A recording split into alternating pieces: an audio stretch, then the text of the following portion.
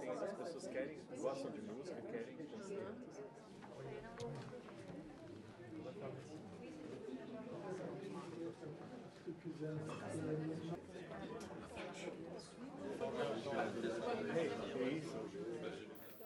Alors, dans l'ordre d'apparition, ça marche? Oui. Je dois commencer. Je vais aller dans les clichés. Quand on est un petit peu en retard, c'est brésilien. Quand on a bu du vin en attendant, c'est français. Voilà. Donc, moi, en tant que Française, ayant vécu au Brésil, j'ai une appréhension particulière de ce pays et de ce que j'ai découvert avant d'y aller, c'est-à-dire la musique et la bossa nova notamment. La bossa nova, c'est une affaire personnelle pour moi, parce que j'avais un oncle mélomane qui écoutait du jazz. Donc il écoutait du jazz sans arrêt, il adorait Stan Getz, et la première musique brésilienne quasiment que j'ai écoutée, c'est évidemment le Getz Gilberto, et puis aussi le Frank Sinatra, Tom Jobim, et puis évidemment, puisque je suis française, Pierre Barou, qui a apporté tout ce mouvement en France. Donc, je vais aller un peu au hasard, parce que quand même, la bossa nova, c'est aussi une histoire de hasard, comme beaucoup de choses au Brésil. Finalement, sont des jeunes gens, à la fin des années 50, qui se rencontrent au fil des rencontres, au fil du temps, au fil de ce qui se passe, ou acaso, hein, comme vous dites si bien en portugais. C'est-à-dire les choses qui ne sont pas prévues et qui se passent. Et quand elles se passent, elles donnent naissance à des mouvements formidables comme la bossa nova, qui a imprégné tout ce qu'on écoute aujourd'hui. C'est-à-dire que finalement, ce que je dis toujours, il n'y a pas une journée ici à Paris sans qu'on écoute une bossa nova, quelque part, dans un magasin, dans l'ascenseur, sans dire que c'est une musique d'ascenseur évidemment, à la radio, ou un chanteur français qui fait une adaptation et qui est très bossa. Donc c'est quelque chose avec lequel nous, Français, vivons quasiment tous les jours, sans le savoir, d'une certaine manière. Et finalement, c'est un peu ça aussi le destin de la bossa. Alors c'est cool, c'est l'appréhension qu'on comprend ça, que c'est cool. Évidemment, quand on rentre dans le fond du sujet, c'est pas si cool, c'est un peu triste aussi. Hein. C'est pas forcément la plage, Ipanema, etc. Et même quand on parle de Garota d'Ipanema, c'est pas forcément une gaieté absolue. Hein. Mais nous, on pense que c'est super cool, quoi. Voilà. Donc, Ipanema, la bossa, la fille d'Ipanema, c'est des fantasmes, des fantasies. Et je disais ça à Hugo, j'ai un psychanalyste qui aime la musique brésilienne et qui me dit ah, vous partez à Rio, parce que j'y étais il y a 15 jours. Je lui dis oui, vous allez où? Ipanema. Et il me dit ça existe. J'ai trouvé ça génial parce qu'il sait très bien que ça existe, il est déjà allé au Brésil, mais ça donnait la dimension de fantasme, hein, de fantasme positif. Et ça, c'était formidable. Alors, pour revenir sur un peu l'histoire que nous allons tracer avec Hugo, mais lui, il prendra la suite des événements. On revient aux années précédentes, la bossa nova, et on voit qu'il y a un changement, mais on le voit déjà après la guerre, hein, puisqu'il y a cette chanson de Dick Farney, qui est Copacabana, hein, qui est déjà à ce rythme, non pas de bossa nova, mais samba canção, qui commence à avoir une sonorité un peu différente, qui raconte d'autres choses que les Dort Cotevel.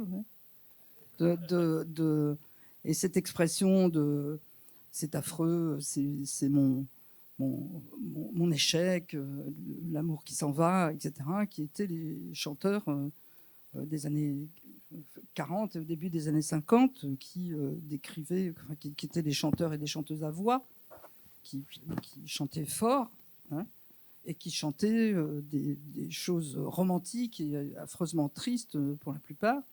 Donc il fallait changer. Et quand j'étais à Rio là, récemment, j'ai rencontré Roberto Menescal, disait ça très bien, c'est-à-dire qu'à un moment donné, voilà, ils ont un ami qui arrive de Miami, il a des Bermudas, il porte des Bermudas. Et c'est une nouveauté parce qu'il n'y a pas de Bermudas. Donc il y a une couturière dans son immeuble qui d'un seul coup, il trouve ça chouette le Bermuda, elle fait des Bermudas pour tout le monde. Ils sont tous en Bermuda. Bon.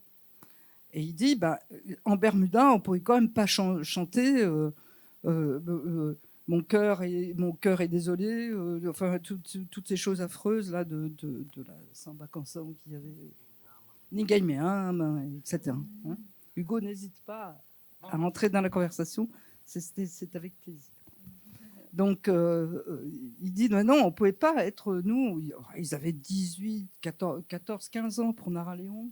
C'est très jeune. Donc, c'était plus possible. Pourquoi ? Parce que le Brésil, à la fin des années 50, et après, ça va éclater de modernité au début des années 60. Eh ben, c'est une période, effectivement, de libération des mœurs, de tout, de modernité incroyable, d'invention. Et puis, évidemment, la bossa nova, c'est la zone sud. Ce sont des petits bourgeois, des bourgeois. Enfin, on peut dire qu'ils avaient des conditions aussi assez solides pour étudier la musique. Donc, c'est cette jonction de gens qui étudient la musique, mais qui en même temps apprennent la guitare sur le tas. Et la guitare, c'est un personnage de la bossa nova, évidemment. Pas seulement parce qu'on la joue, mais c'est parce que c'est le personnage central, parce qu'on peut l'emmener sur la plage, on peut jouer à la maison, on peut draguer les filles, et les filles peuvent aussi draguer en apprenant à jouer de la guitare. Et la guitare est un personnage central de cette bossa nova, même si après ça évolue autrement, et qu'il y a évidemment, non seulement à la guitare, mais au piano, des gens émérites comme Tom Jobim. Et des orchestrations très, très, très, très orchestrées, avec des orchestres, des symphoniques, etc. Donc c'est une autre évolution. Et le jazz, ensuite. Mais au départ, c'est quand même ça. Hein. On fait du surf, on va à la pêche. Benescal était pêcheur-plongeur, hein, donc émérite. Marcos Valle, mais qui vient un peu plus tard, était surfeur. Tom Jobim faisait 10 km à la nage à peu près tous les jours. Il allait de Lem à Ipanema en nageant. Enfin, la première génération de surfeurs. La première génération de surfeurs. Au Brésil. Ouais. Voilà. Donc tout ça fait sens. Donc on profite de la vie, on profite de la libération des mœurs. Mais il se passe, on peut dire la même chose même quasiment en France. Hein. C'est-à-dire que là, c'est une époque de prospérité, c'est une époque de modernité. Nous, on a les yéyés qui commencent, donc qui cassent les codes de la société comme il était auparavant. Et si on reste un peu dans les clichés, on dit que la bossa nova, c'est une histoire de blancs de la zone sud. D'ailleurs, j'ai eu cette expérience il n'y a pas longtemps. On était à la Pedra do Sal pour voir de la samba. Donc, et puis, quelqu'un nous demande là, de la Pedra do Sal ce qu'on fait, parce qu'on avait une caméra et tout. Donc, qu'est-ce qu'on fait ? On dit on fait un film sur la bossa nova. Et là, on se fait insulter littéralement. Hein. Quoi, des gringos qui viennent faire un film sur cette musique blanche, cette musique de nantis. Or, quand on regarde un petit peu l'histoire de la bossa, on s'aperçoit que c'est pas vrai. Que déjà, en 56, Tom Jobim, Vinicius se rencontrent pour faire quoi ? Une pièce qui s'appelle Orfeo da Conceição. Ils vont au restaurant Vila Lino, qui est dans le centre de Rio, et ils commencent à imaginer cette pièce qui raconte l'histoire d'Orphée noir, qui donnera ensuite, en 59, Orfeo Negro, fait par un gringo, qui est français, Marcel Camus, qui gagne la Palme d'Or à Cannes et l'Oscar aux États-Unis, ce qui est quand même assez impressionnant, en reprenant évidemment des thèmes qu'on peut appeler bossa nova, mais qui ne sont pas tout à fait bossa nova. Mais quand Elisette Cardozo chante Mania de Carnaval, est-ce que c'est une bossa ? C'est pas une bossa. C'est à cheval. Hein. Et donc cette histoire que la bossa est blanche, je voudrais m'inscrire en faux pour plusieurs raisons. D'abord parce que elle vient de la samba, qu'elle a vraiment des racines de la samba, que João Gilberto, quand il invente son tempo, sa batida, c'est le tambouring de la samba. Il va à l'os, il va au squelette. Mais c'est ça. Et lui, Jean Gilberto, il a toujours dit, mais toujours, que la bossa nova, en gros, ça n'existe pas vraiment, c'est de la samba. Il reprend d'ailleurs des sambas traditionnels et des para discutir con madame, por qué discutir con madame, etc., qui sont des sambas et lui, eh bien, c'est un magicien qui en fait transforme tout en bossa nova, hein, c'est-à-dire dans cet esprit, dans cette attitude qu'est la bossa nova, parce que c'est une attitude aussi, la bossa nova. C'est une attitude moderne, c'est une attitude retraída, comme on dit en portugais, hein, c'est-à-dire que on est un peu à côté, quoi. Donc avec cette forme de fausse timidité, de fausse ingénuité qu'il avait. Donc quand il chante la chanson de Charles Trenet, que reste-t-il de nos amours, c'est une bossa nova. Et en fait, c'est pas du tout une bossa nova, c'est une chanson française très classique, hein. Mais voilà, donc ils font Orfeo da Conceição, qui est une histoire, et il y a cette racine de la samba. Alors, est-ce qu'on dit noir, métisse, je ne sais pas comment on dit ici quand même, hein. Donc, et c'est une transition, la bossa nova, à ce moment-là, c'est une transition entre ce monde noir qui n'est pas vraiment bien considéré et qui est repris et transformé par effectivement des jeunes qui avaient la condition financière, sociale, etc., pour en faire autre chose, et qui par ailleurs ont étudié la musique, pour beaucoup, hein. C'est le cas de Jobim, c'est le cas de beaucoup, qui ont étudié la musique classique aussi, qui ont d'autres notions, et ça fait la jonction. Et puis après, évidemment, dans les gens qui fréquentent l'appartement de Nara Léon, qui est un personnage central dans cette histoire-là, dont on parlera après, il y a aussi des gens qui ne sont pas blancs et qui ne viennent pas de Copacabana, d'Ipanema, etc. Et bientôt, évidemment, ils sont rejoints par un grand astre de la guitare afro qui est Baden-Powell. Donc je voudrais que vous nous chantiez une chanson de Vinicius et Baden. Avec plaisir.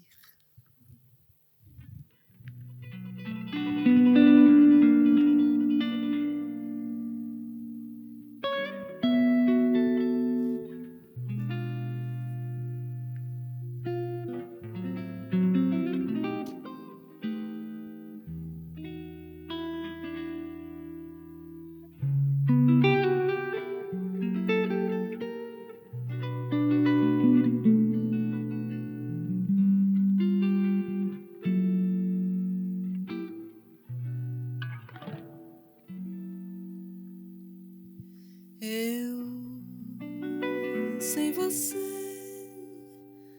não tenho porquê, porque sem você não sei nem chorar. Sou chama sem luz, jardim sem luar, sem amor, amor sem se dar. Eu sem você sou só desamor, barco sem mar, campo sem flor, tristeza que vai, tristeza que vem. Meu amor, sem você eu não sou ninguém. Ai, que saudade, que vontade de ver renascer nossa vida. Volta, querida, os meus braços precisam dos teus Teus abraços precisam dos meus. Estou tão sozinho. Tenho os olhos cansados de olhar para o além. Vem ver a vida. Sem você, meu amor, eu não sou ninguém. Sem você, meu amor, eu não sou ninguém. Sem você, meu amor, eu não sou ninguém.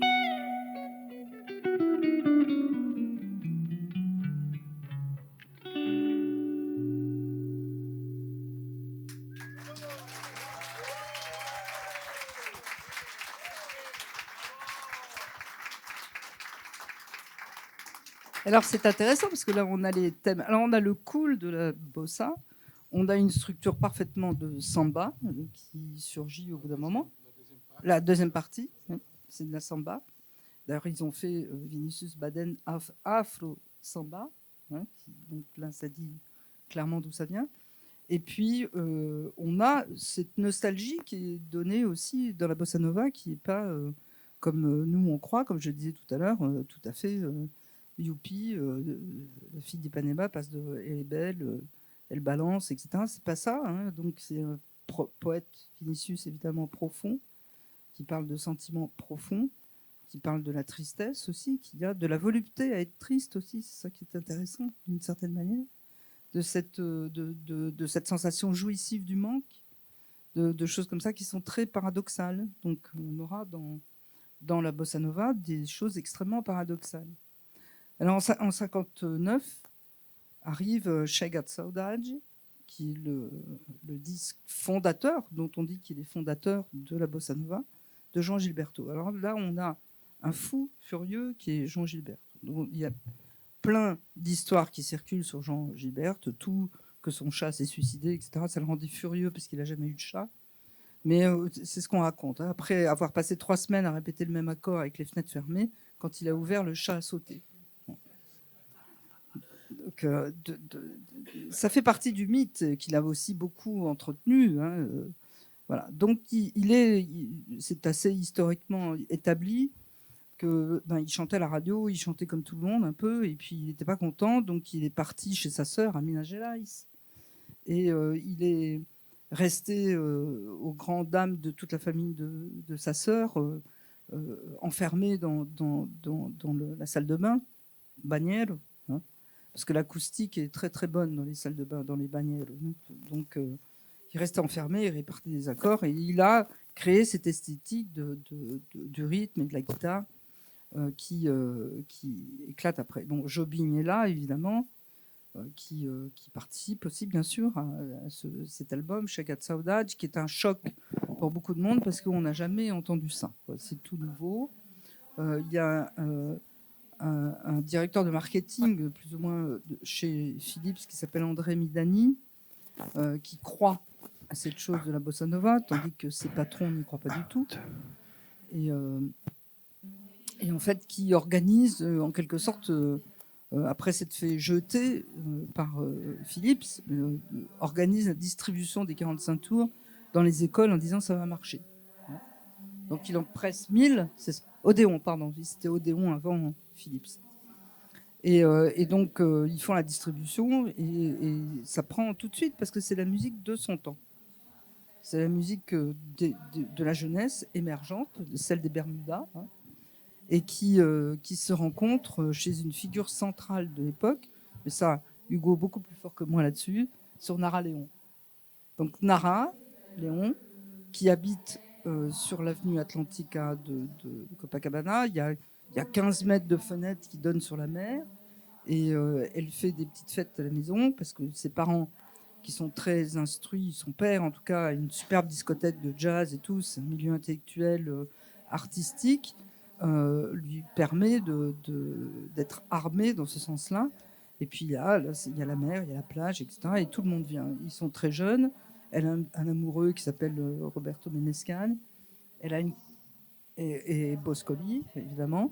Et puis elle a une copine qui s'appelle Astrud Gilberto, qui s'avoisine, en fait, qui habite aussi sur l'avenue Atlantica. Donc cette bande de jeunes, très jeunes, hein, Hugo, hein, qui sont 17 ans, oui, à tout casser.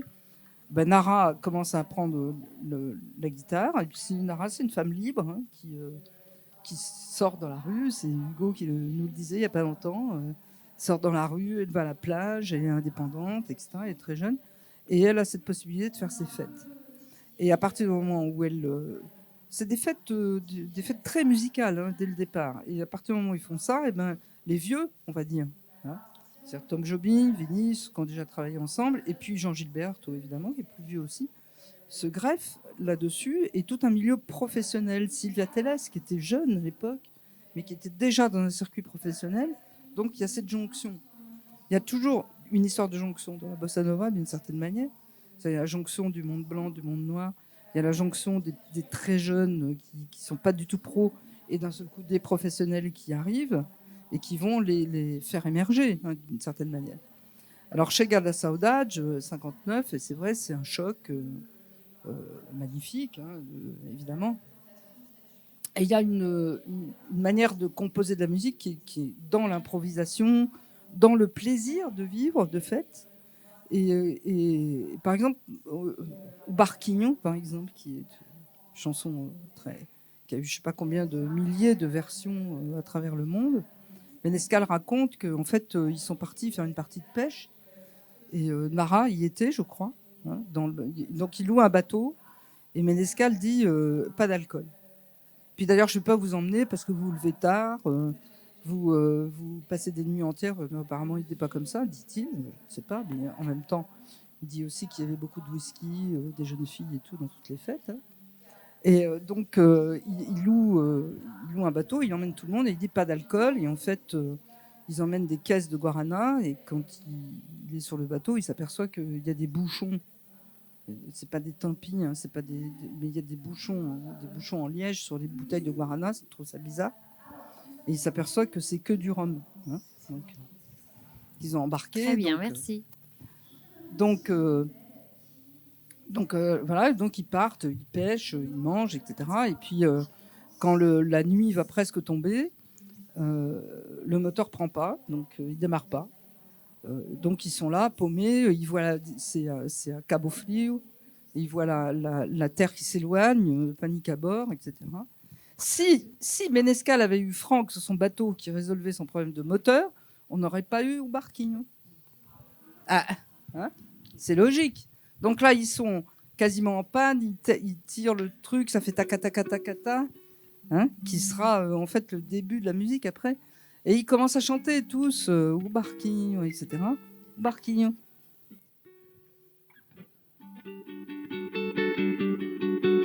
Ça, c'est le moteur qui ne marche pas.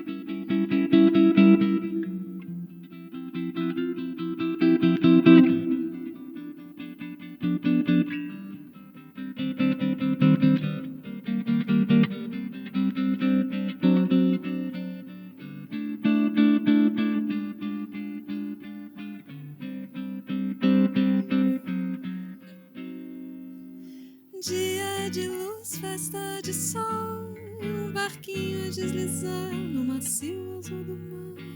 Tudo é verão, amor se faz num barquinho pelo mar que desliza sem parar. Sem intenção, nossa canção vai saindo desse mar e o sol beija o barco e luz, dias tão azuis. Volta do mar, desmaia o sol e o barquinho a deslizar e a vontade de cantar. Céu tão azul, ilhas do sul e o barquinho coração deslizando na canção. Tudo isso é paz, tudo isso traz uma calma de verão. E então o barquinho vai, a tardinha cai. O barquinho vai, a tardinha cai. O barquinho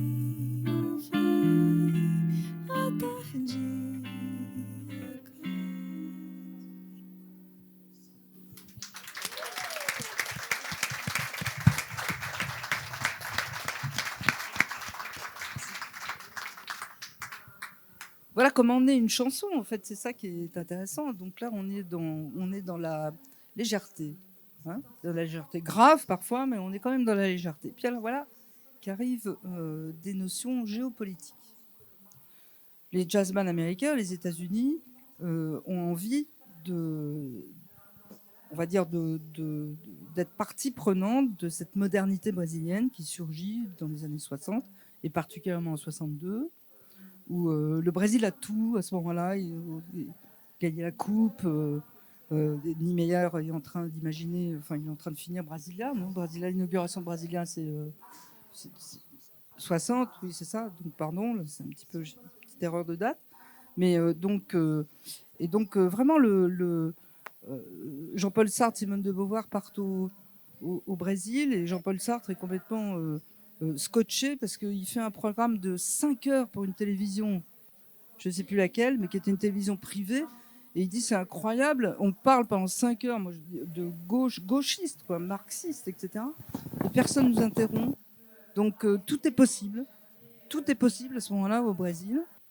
Et les États-Unis, évidemment, Kennedy voit, et le département d'État voit une opportunité à 2 échelons.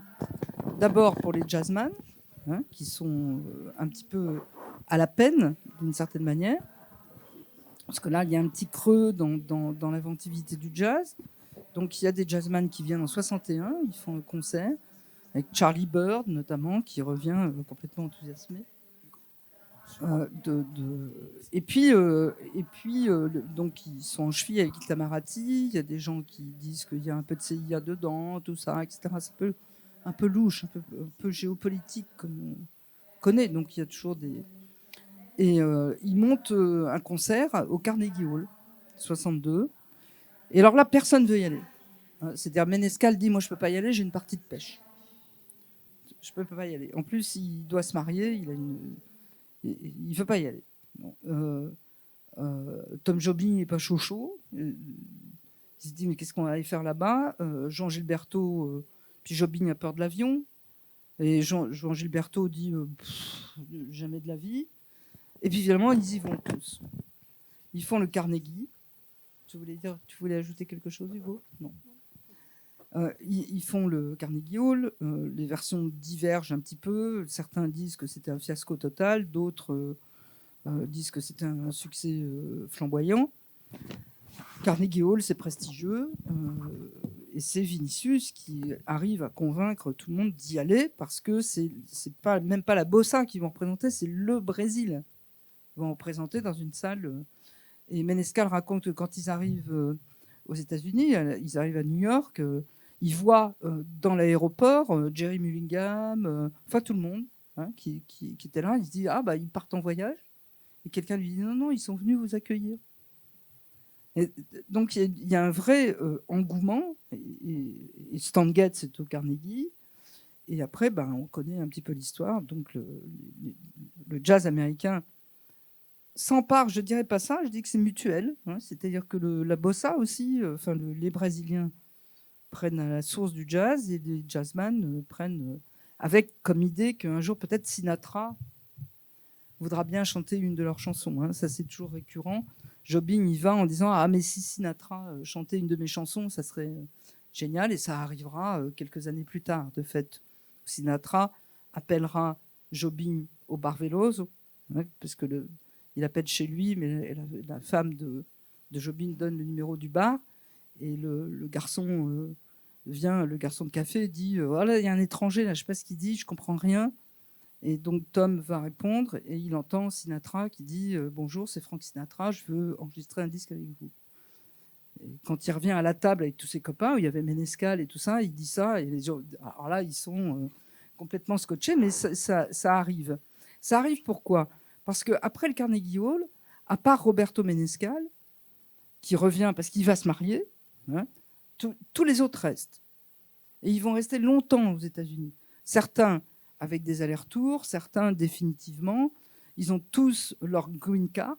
Hein, donc, Sérgio Mendes, Oui. Oscar Castro Neves, Elmir Deodato, tout le monde. todo mundo. Il reste João João Gilberto, Gilberto. Carlos Lira. ils restent aux États-Unis. Pourquoi? Parce que d'abord, les États-Unis les aiment à l'époque, et qu'ensuite, ils ont des conditions de travail magnifiques, et ils vont pouvoir intégrer le business de l'industrie du disque, qui est personnifié par le patron de Verve, etc., qui est Creed Taylor, qui est un découvreur dans le jazz. Il a fait Coltrane, il a fait tout le monde, et il prend la bossa nova sous son aile. En 63, alors, donc, João Gilberto enregistre avec Stan Getz en 62, et il est rejoint aux États-Unis par sa femme, Astrud, et Jobim par sa propre épouse aussi, donc les épouses arrivent. Et puis en 63, ils enregistrent un disque donc, qui est mythique. Hein. Et puis, donc il y a Jobim, c'est quand même extraordinaire, il y a Getz, João. Et voilà que ils ont préparé des versions. Et les bassistes, et Milton Banana. Milton Banana, batterie, Oui. Tião Neto. Voilà. Les musiciens sont brésiliens. Oui, ils sont brésiliens, ils sont tous formidables. Et en fait, l'idée, c'était de préparer des versions anglaises, en anglais. Et Tom Jobim est très, très attentif. Il y a un parolier qui s'appelle Norman Grimble, qui a fait énormément de versions de covers en anglais de musique brésilienne. Mais Tom Jobim ne lâche rien. C'est-à-dire que du coup, la version anglaise, elle est bonne, elle est géniale aussi. Mais elle n'est pas tout à fait pareille. Il n'y a pas la tristesse de la fin de la chanson des Garotas de Ipanema, mais il y a quelque chose de plus cool, de plus cliché peut-être. Mais Tom Jobim ne veut pas. La première chose sur laquelle ils échappent, c'est Ipanema. Les Américains ne veulent pas. Grimble ne veut pas qu'on mette Ipanema. Creed Taylor ne veut pas Ipanema parce qu'il y a un dentifrice qui s'appelle Ipanema. Et qu'il pense que tout le monde va comprendre et qu'on ne connaît pas Ipanema. De fait, hein, le mythe et la fantaisie Ipanema, elle va surgir après ça. Hein. Mais Jobim, alors là, il ne fallait pas le titiller sur les noms indigènes et tout ça, parce que là, franchement, ça ne passait pas. Donc il fait vraiment cette version anglaise de The Girl from Ipanema et Corcovado pour ce titre, pour ce disque. Et il ne cède en rien. Et puis après, il se demande quelle voix féminine. Alors la légende dit que Astrud Gilberto, qui n'avait jamais chanté, passait par là, on lui dit viens chanter parce qu'elle parlait anglais. Son père était allemand, il était professeur de langue et polyglotte. Mais en fait, il paraît que c'est pas tout à fait ça quand même. Et qu'en fait, elle avait déjà chanté, et ça on le sait, beaucoup avec João. Astrud, c'était une fille assez timide, qui voulait pas être chanteuse dans la vie, mais qui chantait dans les fêtes de Nara, qui était sa meilleure amie. Et en fait, chantait beaucoup avec João, et notamment, elle avait chanté dans le fameux concert de la faculté d'architecture en 1960. Hein. Donc, c'était le premier concert vraiment de bossa, qui était dans ce milieu étudiant, etc. Mais ça, on a des documents sonores, elle chantait dans les fêtes. Et visiblement, la bonne version, c'est que João lui-même a poussé sa femme à répéter, à s'enfermer dans la salle de bain aussi, hein, donc pour aller affiner sa voix, et qu'il l'a poussée à chanter. Et donc après, tout le monde revendique l'idée d'avoir fait chanter Astrud. Hein. Stan Getz dit c'est moi. Monica Getz, la femme, dit c'est moi. Tout le monde dit c'est moi. Bon. Et en fait, donc elle chante, et il y a une espèce de grâce comme ça, un truc complètement délirant, quoi, quand même, quand on y pense. Elle devient célèbre quasiment du jour au lendemain, et pas du jour au lendemain parce que le disque va sortir 1 an plus tard, mais elle devient donc 1 an plus tard la muse absolue de la bossa nova, et avec 2 titres, Corcovado et Garotas de Ipanema, The Girl from Ipanema. Bon. Alors elle a cette voix incroyable, etc. Et à sa mort il y a 2 ans, elle a été célébrée dans le monde entier, mais pas au Brésil où personne ne la connaît, ou quasi. Parce qu'elle est partie, elle est restée, elle a vécu toute sa vie à Philadelphie, elle est quasiment pas revenue, alors qu'elle a fait une carrière énorme, avec des disques très beaux d'ailleurs. Hein. Le disque qu'elle a fait avec Guy Lévent, c'est magnifique, avec un format beaucoup plus pop, etc. Mais cette femme, elle est propulsée comme ça. Creed Taylor, le producteur, dit que qui va pas sortir le disque tout de suite, parce que ça va faire de l'ombre à Jazz Bossa, qui a été enregistré par Stan Getz et Joan Gilbert avant, qui marche bien, qui marche très bien. Il fout dans un tiroir, puis après, 1 an plus tard, il se dit ah bah pourquoi pas. Alors là aussi, il y a beaucoup de revendications. Monica Getz dit c'est moi, machin dit c'est moi. Enfin bref, évidemment. Et il sort un single où il coupe Joan Gilbert, qui n'existe plus. Donc c'est l'arroseur arrosé, hein, quelque part. Donc il Et passe les encore. paroles en portugais. Oui, Joan il Gilbert, coupe les elle- paroles en portugais. Oui. Il ne C'est- garde que cette version. Et là, la bossa nova prend une autre dimension qui va être menée, qui va être menée aussi par Sergio Mendes, etc. Et puis, ça va imprimer en nous absolument ces chansons pour toujours, comme La Garotte du Panama et Corcovado.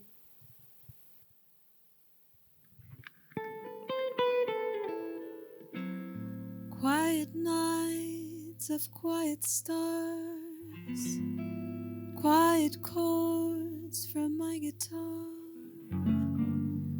floating in the silence that surrounds us. Muita calma pra pensar e ter tempo pra sonhar. Da janela vê-se o Corcovado Redentor.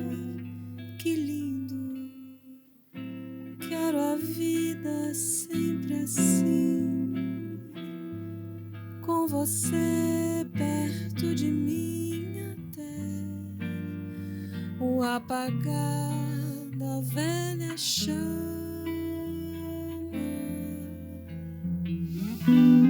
E eu que era triste, descrente desse mundo, ao encontrar você, eu conheci o que é felicidade, meu amor.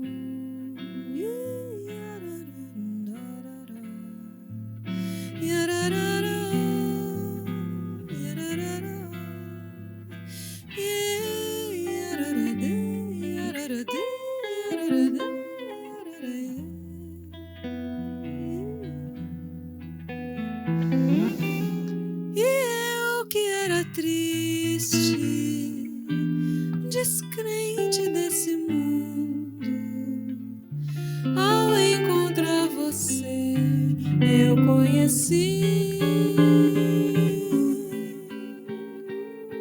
que felicidade, meu amor.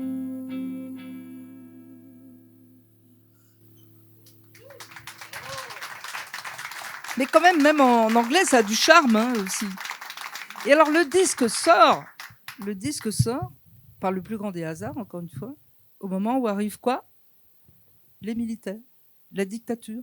Donc cette époque du cool, où on chante le Corcovado et tout ça, etc., c'est de fait terminé. Et donc là, on passe dans un autre chapitre, parce qu'on ne peut plus, encore une fois, comme auparavant, chanter les mêmes choses. On ne peut plus chanter Meu Amor, Corcovado, etc. Alors qu'il y a des militaires dans la rue, c'est plus possible. Donc, on passe à la deuxième génération de bossanovistes, je ne sais pas comment on dit, dont va nous parler Hugo. Bonsoir. Je vais essayer de parler en bref de ce qui est venu après la bossa nova. C'est ça, c'est la nouvelle génération et qu'on appelle conventionnellement MPB. Vous connaissez cet acronyme qui représente aujourd'hui toute la musique populaire brésilienne, mais qui a commencé comme un sorte de un mouvement spécifique, né, au sein de la bossa nova. Et qui, à mon avis, peut être défini comme la bossa nova. La bossa nova, auparavant, est limitée pratiquement à la samba de Rio. s'ouvrant toutes les après la MPB, c'est une ouverture à une diversité de rythmes et de genres brésiliens, sans renoncer à la sophistication de la bossa nova. Sont les rythmes brésiliens.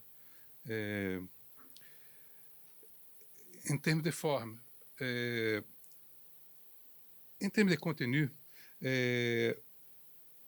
la chanson de la bossa nova était lyrique. Mais après ça, après les coups d'État et les militaires, et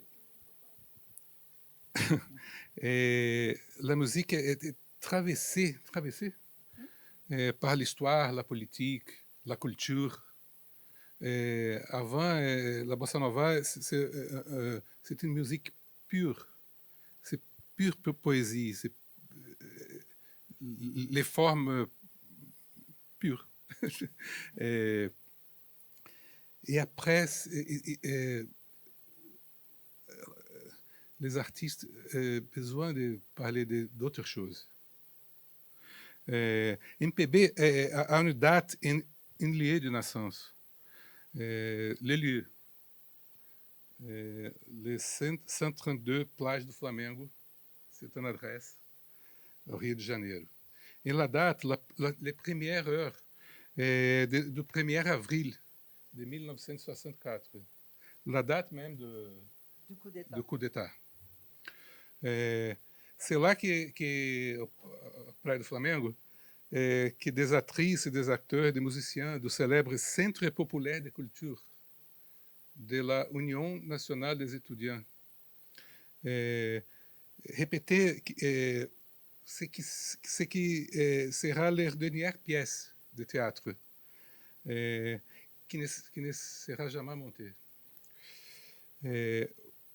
S'appelle Os Azeredos mais os Benevides, uma pièce brechtienne do Duvaldo Viana Filho, o Vianinha, un grand écrivain et dramaturge brésilien. Et une chanson de cette pièce qui s'appelle Chegança est une étrange chanson du nord-est du Brésil, modale, pas tonale, c'est ça? En français? Oui. Étrange, mais écrite par un jeune bossa novista. Bossa novista? Vous comprenez? Oui. On peut dire ça. Un certain Edu Lobo. Alors que les artistes répétaient la chanson, les premières coupes de feu ont été entendues. La Union nationale des étudiants, était mitraillée par des milices d'extrême droite pendant la répétition des artistes. C'est bizarre. C'était les coups d'État militaires en cours. Les artistes et les étudiants présents ont dû se disperser de manière spectaculaire. Un fait que j'ai décrit en détail dans mon livre, Nara, 1964. J'ai écrit un livre sur cette situation. Le matin, après, le bâtiment sera incendié. Après cette dispersion. C'est très dramatique. Et la musique, cette musique étrange. Mais pourquoi je dis que c'est là que naît la MPB? Ce mouvement qui, par pure nécessité, est venu non pas exactement pour remplacer, mais pour transformer la bossa nova. Les coups d'État militaires et la violence contre les étudiants et les artistes ont prouvé que quelque chose était en train de changer dans la musique et que la musique devait changer. Chegança, une chanson paysanne et violente,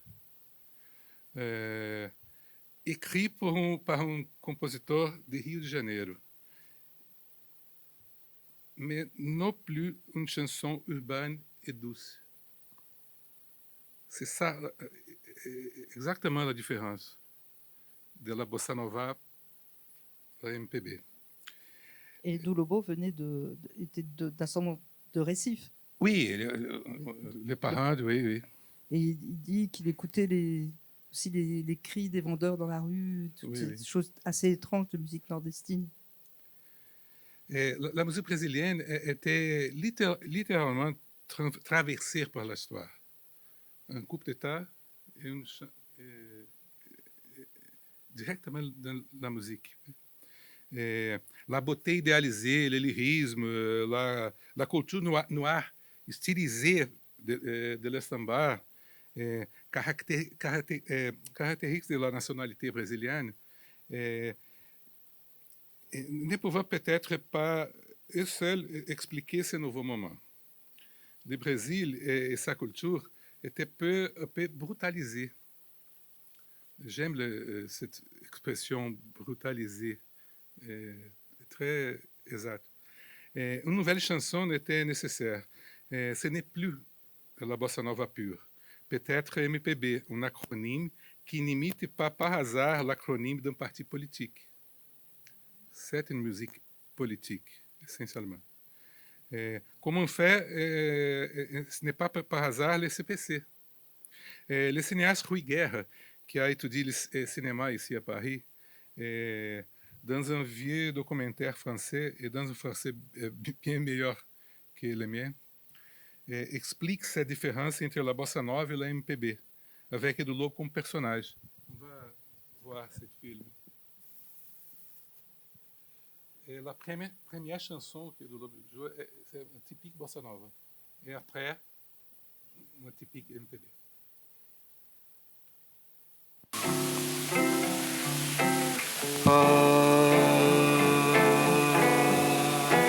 Pena eu não saber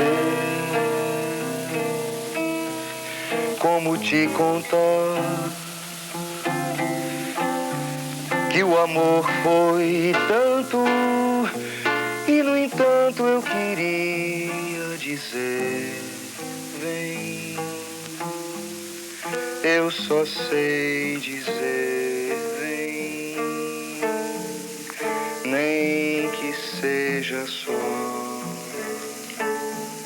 pra dizer adeus.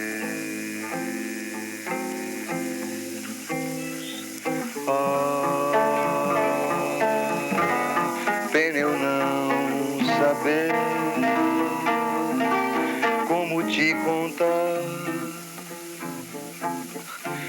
que o amor foi tanto e no entanto eu queria dizer vem, eu só sei dizer vem, nem que seja só pra dizer adeus.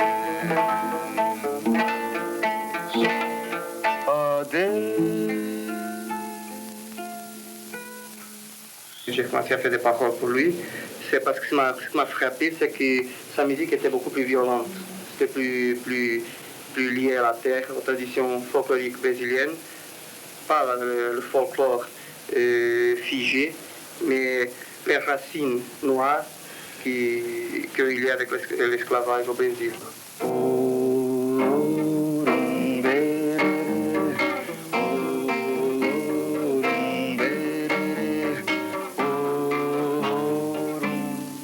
E se Berrobá, salve meu pai, o teu filho morreu.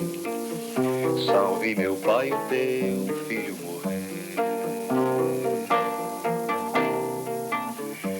Sem ter nação para viver, sem ter chão para plantar, sem ter amor para colher, sem ter voz livre para cantar. É meu pai morrer. É meu. C'est pas seulement une chanson, c'est un manifeste pour la réforme agraire. C'est pure politique. Et le nom MPB, pour prouver l'origine politique de l'acronyme, est pratiquement né au sein du CPC. Répartis dans tous les pays, le CPC avait son siège dans plusieurs villes du Brésil. À Niterói, proche de Rio, il y avait un quarteto, comment ça s'appelle le quarteto? Un quartet vocal qui s'appelle Quarteto do CPC. Mais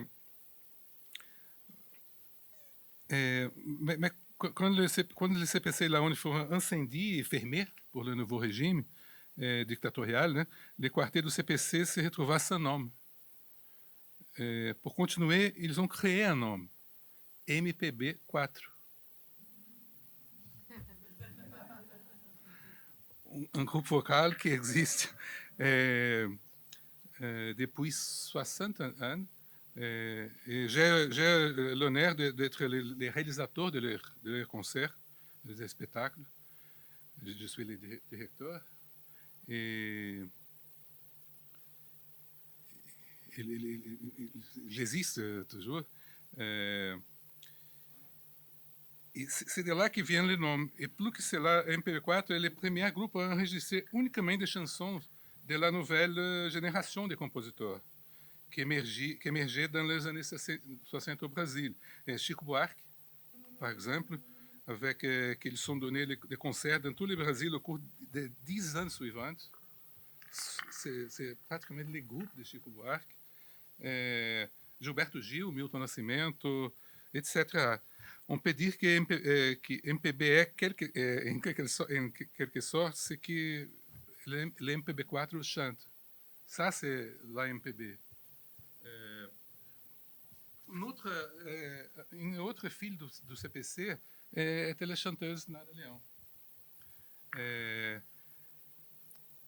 Celle qui, à mon avis, qui réellement a réalisé la transition esthétique vers la nouvelle ère.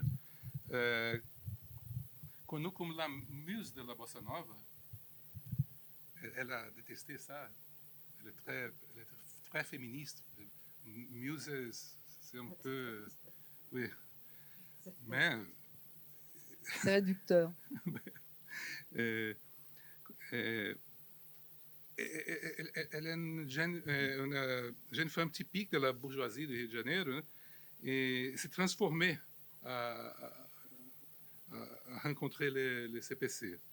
À tel point que son premier album de 1964, elle abandonne le thème de la bossa nova et enregistre de nouvelles samba, mais avec un style plus traditionnel, dando une attitude typique du CPC et de la future MPB. C'est une MPB avant la lettre, on peut dire ça. Parmi une de cette chanson, de cette samba, é Opinião, qu'ils vont jouer.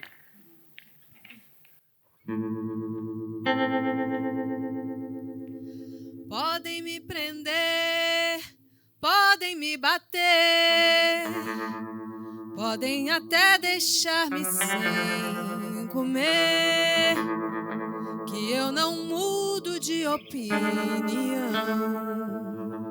Daqui do morro eu não saio, não. Daqui do morro eu não saio, não.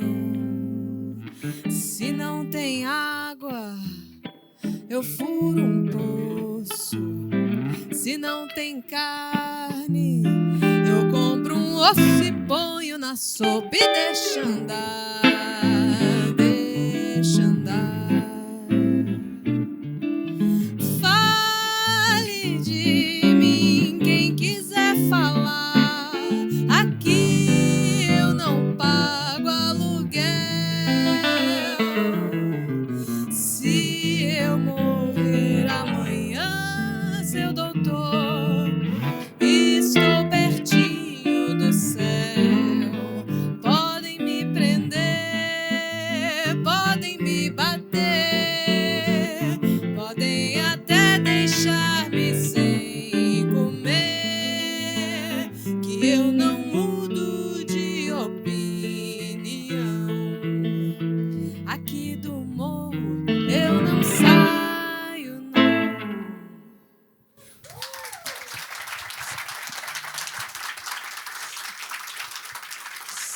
chanson s'appelle Opinião.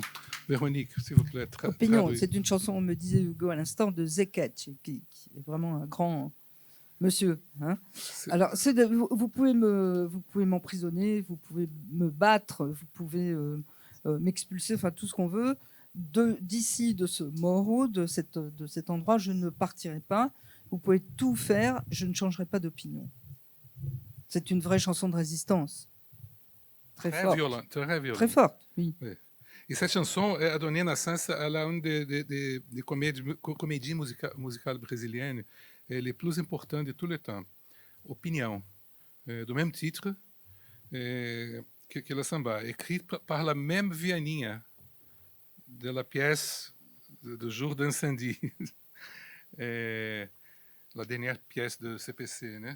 Mêlant humour, politique et musique. C'était une comédie musicale révolutionnaire, créée 8 mois après le coup d'État. C'était la première manifestation artistique contre les coups d'État, en fait. Très important. C'est un événement très important. Et ça, malgré la peur, la censure et tout ça, après un coup d'État. Nara e Vinícius de Moraes, l'inventeur de la bossa nova, dans la musique, définissant bien l'époque, le caractère politique de MPB dans la même vidéo. Je vais chercher ça parce que c'est en français. Oh, Vinícius, não nada.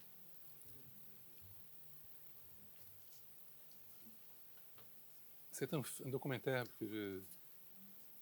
Mauro de Moura Andrade, num solene desprezo pelo destino das instituições legais, declarou vaga a presidência da República com o chefe do governo, João Goulart, em território brasileiro. O senhor presidente da República deixou a sede do governo. Deixou a nação acéfala. Não podemos permitir que o Brasil fique sem governo abandonado.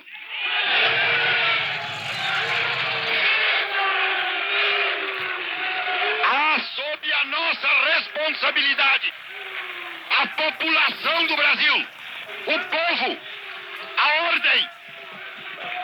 Assim sendo, declaro vaga a presidência da República. Acabou. A Nara já rompe com a Bossa Nova, já começa... O próprio Vinícius de Moraes não queria saber de Bossa Nova. Ela começa a enfraquecer no momento em que a música popular brasileira começa a se voltar para o lado social, político. Esse clima todo, o oposto da Bossa Nova. Nara, nous voilà dans l'endroit où vous avez fait, je crois, cette représentation qui s'appelait Opinião. Oui. Qu'est-ce que ça représentait dans la musique brésilienne, ce spectacle? C'était le premier de ces spectacles d'ensemble, enfin, qui ont été faits. Oui, à ce moment-là, représentait un proteste contre le gouvernement. Mas plantar pra dividir, não faço mais isso não. Eu sou pobre caboclo, ganho a vida na enxada.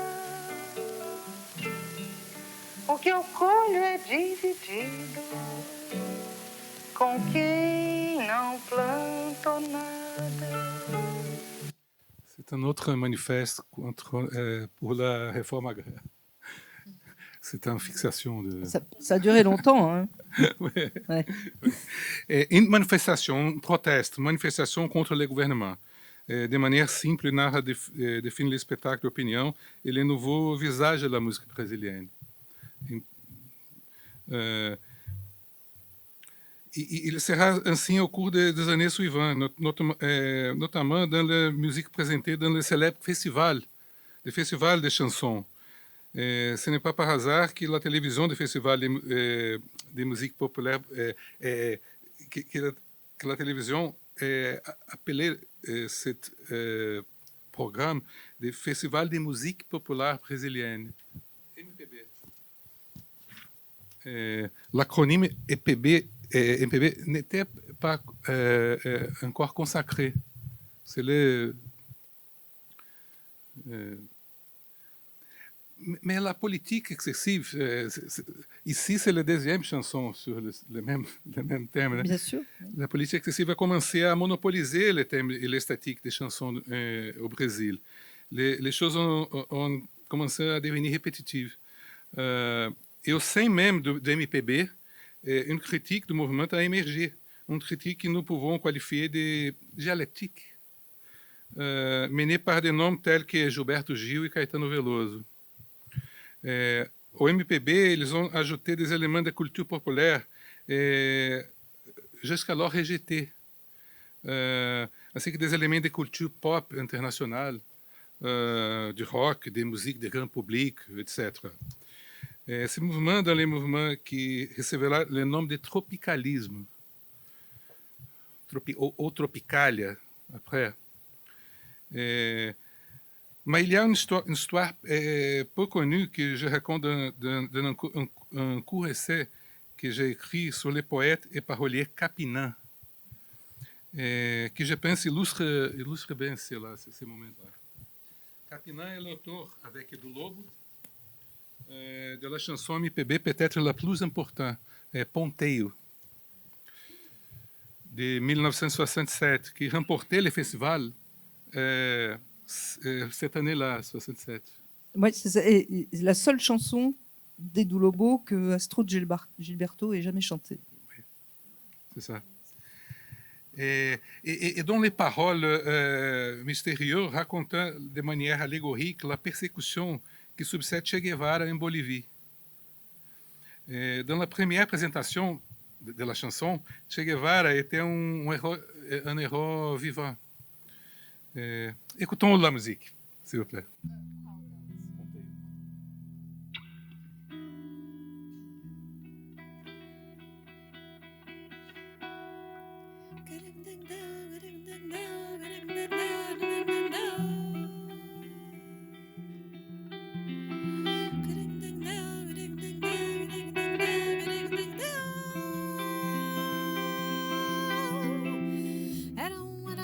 Era assim, era o mundo chegando e ninguém que soubesse que sou violeiro, que me desse um amor ou dinheiro. Era um, era dois, era 100. Vieram pra me perguntar: e você de onde vai, de onde vem? Diga logo o que tem pra contar. Parado no meio do mundo, senti chegar meu momento. Olhei pro mundo e nem via, nem sombra, nem sol, nem vento. Quem me dera agora eu tivesse viola pra cantar. Quem me dera agora eu tivesse viola pra cantar. Quem me dera agora eu tivesse viola pra cantar. Quem me dera agora eu tivesse viola pra cantar, pra cantar.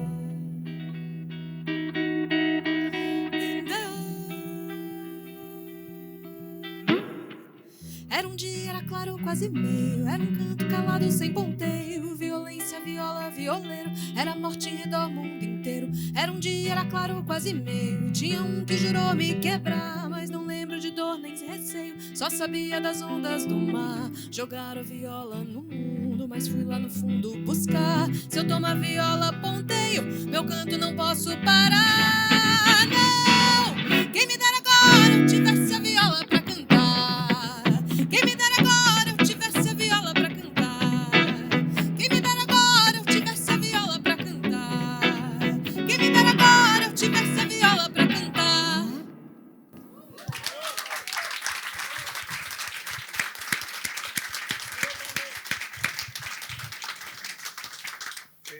Entre la première représentation au festival et la finale, Che Guevara est tué dans les montagnes de Bolivie. Une tragédie pour la gauche mondiale, et en particulier pour la gauche latino-américaine. C'est comme la fin d'un rêve. Je dirais surtout pour les artistes qui croyaient aussi au pouvoir de la chanson de protestation. C'est le cas de la musique brésilienne, à ce moment-là. Capinã pleure toute la nuit, toute une nuit, et écrit les paroles de Soy louco por ti, América. Une chanson qui aborde cette fois la mort de Che Guevara. Le jour de la finale du festival, les plus célèbres du festival, Capinã remporterait la première place avec Ponteio. Gilberto Gil sera la deuxième place. Sera la deuxième place avec Domingo no Parque.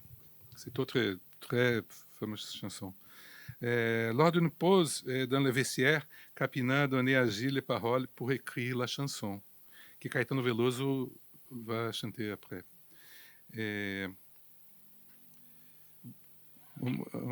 Écoutons.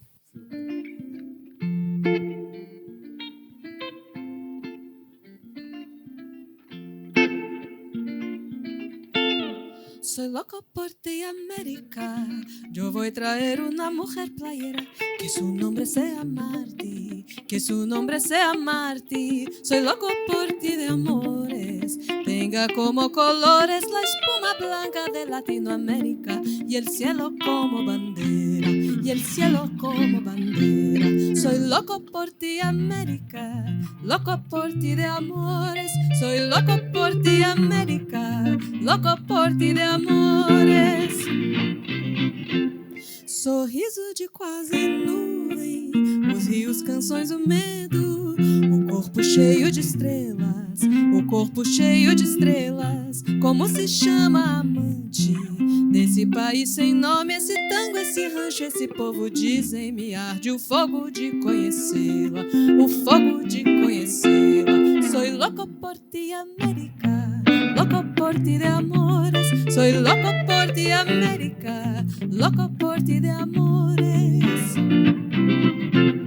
El nombre del hombre muerto ya no se puede decirlo, quién sabe, antes que o dia arrebente, antes que o dia arrebente. El nombre del hombre muerto, antes que a definitiva noite se espalhe en Latinoamérica. El nombre del hombre es pueblo, el nombre del hombre es pueblo. Soy loco por ti, América, loco por ti de amores. Soy loco por ti, América, loco por ti de amores. Espero amanhã que cante el nombre del hombre muerto, não sejam palavras tristes. Soy loco por ti de amores, poema ainda existe, com palmeiras, com trincheiras, canções de guerra, quem sabe canções de mar. Ai, hasta te comover, ai, hasta te comover.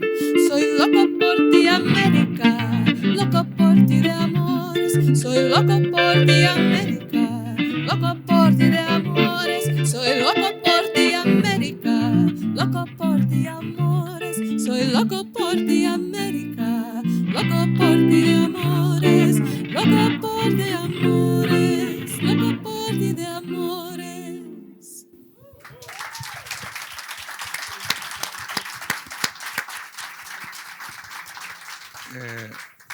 Não sejam palavras tristes. Como on peut traduire ça? Não sejam palavras tristes. Que ce ne soit pas des paroles tristes. C'est le fulcre de la critique, le tropicalisme contre la MPB. Très sérieux. Oui. C'est bizarre qu'une morte occasionné ce changement. Mais pour résumer, je crois que la bossa nova à l'origine représentait un Brésil sophistiqué, cosmopolite, démocratique et en développement. A MPB et sa protestation contre la dictature et une ouverture esthétique, surtout, à la diversité musicale, à la diversité culturelle. Et le tropicalisme et sa critique sont expérimentalisme, son ouverture au monde. Résume bien la musique brésilienne fin des années 60, je crois. Ce sont trois mouvements très liés entre eux. C'est une sorte de résumé de la musique brésilienne, je crois.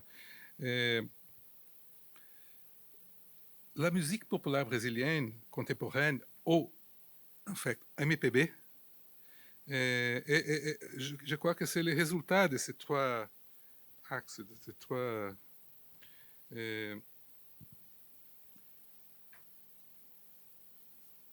Lívia e Fred são filhos des enfants des enfants de ces mouvements. Et je crois qu'ils vont jouer le travail que je crois que représente la continuité de cette tradition très sophistiquée, en même temps très authentique, très brésilienne. Et il y a toujours cette revendication dans la musique brésilienne d'une racine, d'une brasilinité, je ne sais pas si c'est ça qu'on dit, très, très forte, et de la volonté d'ouverture au monde en portant son identité brésilienne.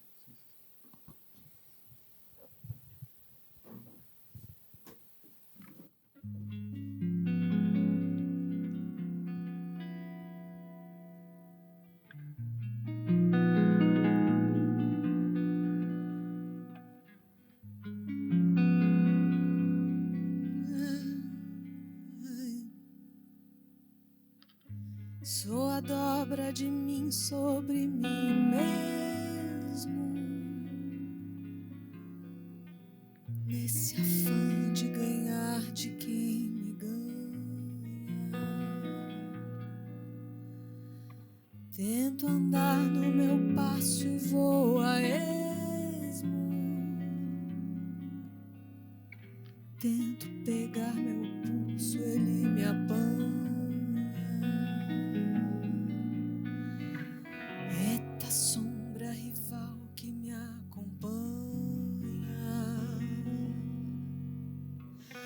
Artimanha de encosto, malfazejo.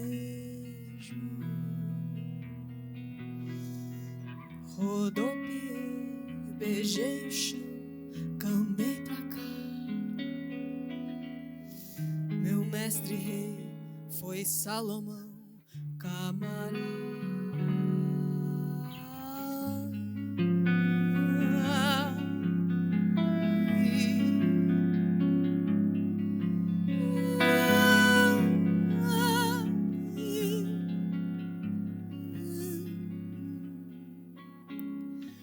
Dei talho em meu próprio sentimento pra que o mundo fulgure na clareira, que esse nervo me aviva o sofrimento, que esse olho é motivo de cegueira. Presença difusa, desordeira, giro de furacão sem epicentro.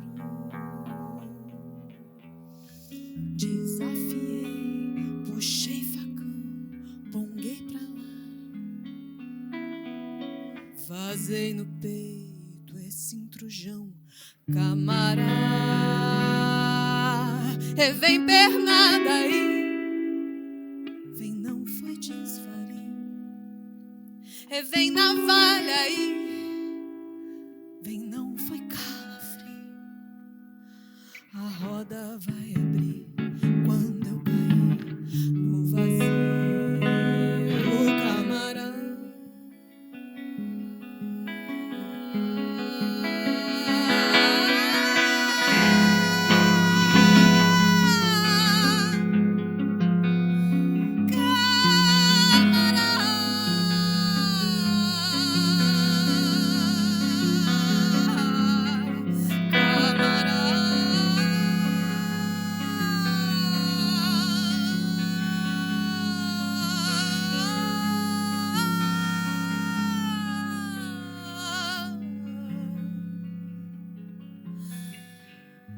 Meu sangue arredio arrevezado, arranco e derramo em oferenda, mas não ponho fim nessa contenda. Com meu coração esconjurado,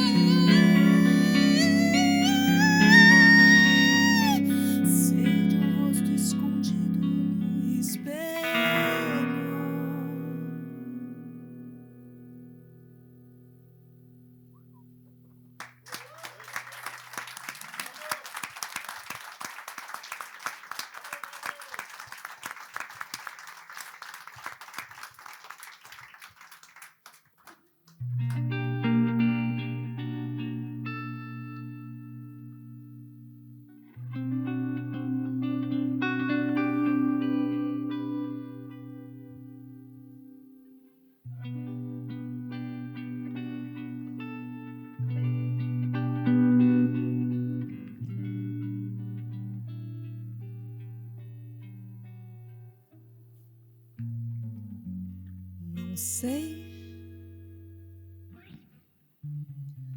Falta alguma coisa. Mas preciso decidir rápido porque eu já estou ficando atrasada. Puxa vida, é alguma coisa que eu ganhei de presente.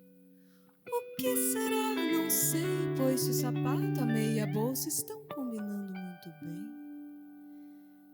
E essa blusa, a saia e as joias também estão combinando. Mas que falta alguma coisa, falta. E eu odeio sair com essa sensação absurda de que falta alguma coisa em mim. Mas preciso decidir rápido porque eu já estou ficando atrasada. Era um presente que uma amiga me trouxe num dia de festa.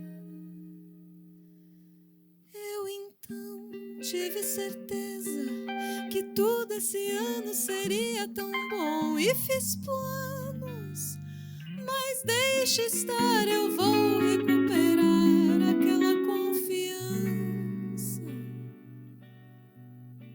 E hoje, quando eu chegar lá no escritório, eu dou um jeito no meu rosto e nos cabelos.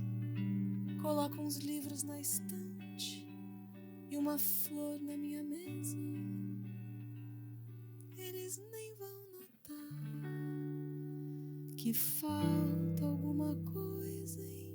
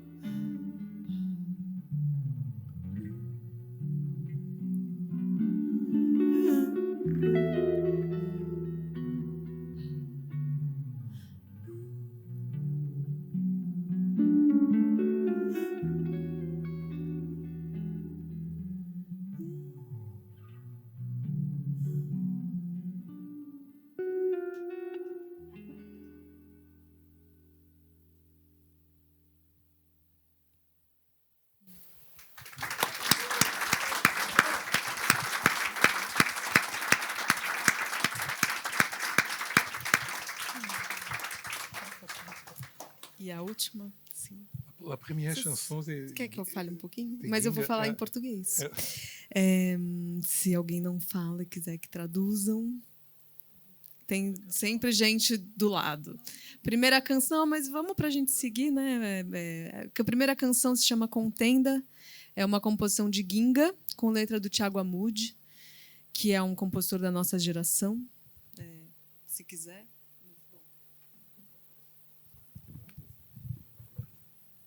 Você pode repetir, por favor? Primeira canção é de Ginga e Thiago Amude. La première chanson, c'était de Ginga et Thiago Amude. Amude.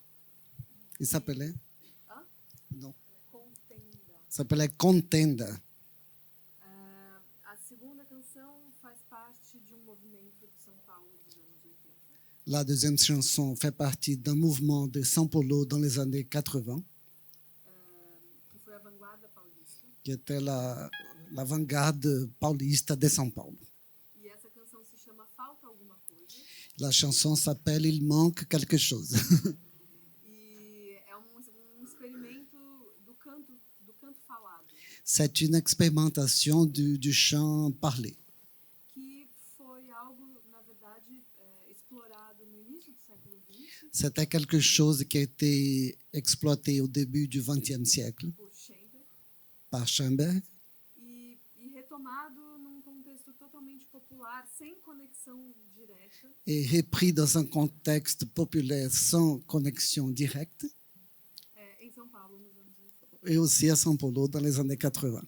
E agora, para terminar. Et maintenant, pour finir, Clássico de Chico Buarque e Edu Lobo. Un classique de Chico Buarque et Edu Lobo. Que mostra um pouco do que é a relação tão sofisticada entre letra e música na canção brasileira. qui montre cette relation si sophistiquée qui est entre les paroles et la musique dans la chanson brésilienne. Okay? Ça s'appelle Choro, Bandi, Bandido. Merci.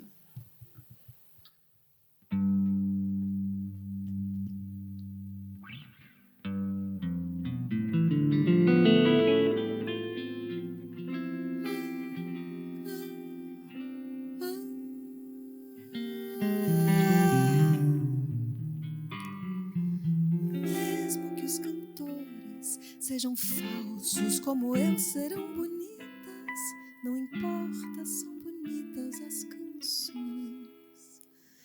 Mesmo miseráveis os poetas, os seus versos serão bons.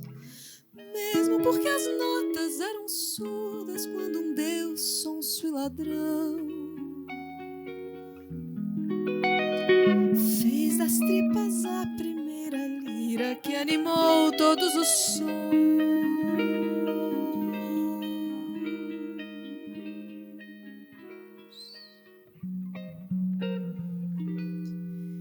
E daí nasceram as baladas e os arroubos de bandidos como eu cantando assim.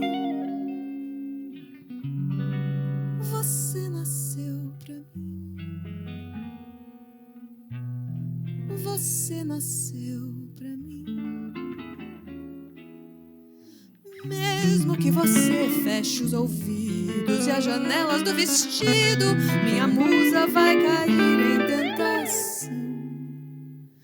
Mesmo porque estou falando grego com sua imaginação.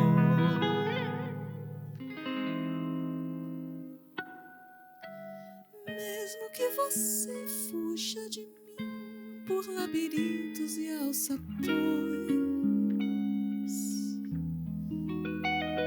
saiba que os poetas, como cegos, podem ver na escuridão.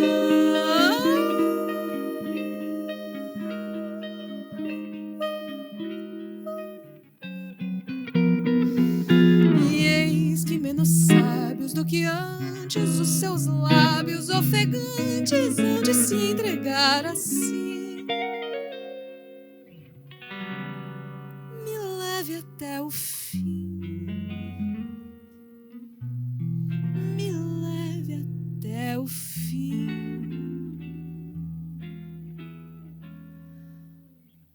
Mesmo que os romances sejam falsos como nossos são bonitas, não importa, são bonitas as canções.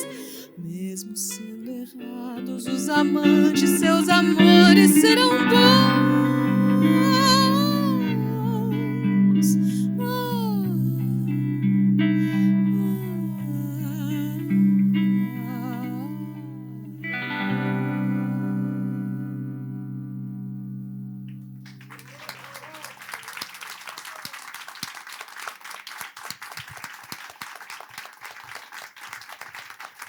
Obrigada.